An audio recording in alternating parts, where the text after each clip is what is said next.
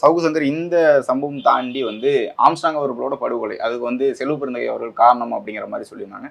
இன்றைக்கு செல்வ பெருந்தகை அவர்கள் என்ன சொல்லியிருந்தாங்கன்னா, என்னைய இந்த கட்சியை விட்டு மாத்தணும், என்னைய நீக்கிட்டு வேற யாரோ வைக்கணுங்கிற ஒரு ப்ராஜெக்ட் இருக்கு சவுக்கு சங்கருக்கு, அவருக்கு பணம் வாங்கியிருக்காரு, அதனாலதான் செயல்படுறாரு அப்படின்னு குற்றச்சாட்டு வைக்கிறேன். நீங்க ஒரு கொலை வழக்கே ஒருத்தர் மீது சுமத்தும் போது ஆதாரம் இருக்குன்னா ஆதாரம் இல்ல, சிறையில சொன்னாங்க அப்படிங்கிற மாதிரி தானே சவுக்கு சங்கர் சொல்றாரு. இல்ல, நான் அடிப்படையில் ஒரு விஷயத்த சொல்ல விரும்புறேன். இது தனி மனித தாக்குதலா மாறி போய் நிக்குது. இன்னைக்கு மாறி போய் நிக்குது. என்ன காரணம்னா, உங்களுடைய குடும்பத்துல இருக்கிறவங்க, உங்களுடைய தனிப்பட்ட உறவு, உங்களோட ரிலேஷன்ஷிப்ல இருக்கிறவங்க, இவங்க எல்லாரையும் தொடர்ச்சியா ஒரு கும்பல் தாக்குது. நினைச்சு பாருங்க சார், வீடு இன்னைக்கு கிடையாது அவருக்கு. அவர் அன்னைக்கு சொன்னதுனால சொல்றேன், என்னுடைய ஊடகத்துல 4th ஸ்டேட்மெண்ட் கொடுத்த ஒரு பேட்டில் சொல்றாரு, தங்கறதுக்கு வீடு கிடையாது, பணி செய்வதற்கு அலுவலகம் கிடையாது, இதற்கு மேல் நான் எப்படி இயங்குவதுன்னு தெரியல.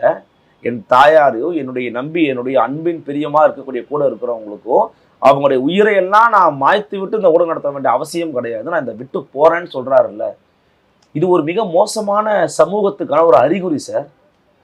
தொடர்ச்சியா பேசிக்கிட்டு இருந்த ஒரு ஆளு, வேண்டாம் நான் செத்துருவோம் போல் இருக்கு, என்னை சாவடிச்சிருவாங்க போடு, என்னை கொன்றுவாங்கன்னு பயமா இருக்கு அப்படிங்கிறத சொல்லாம வெளியில போறாரு.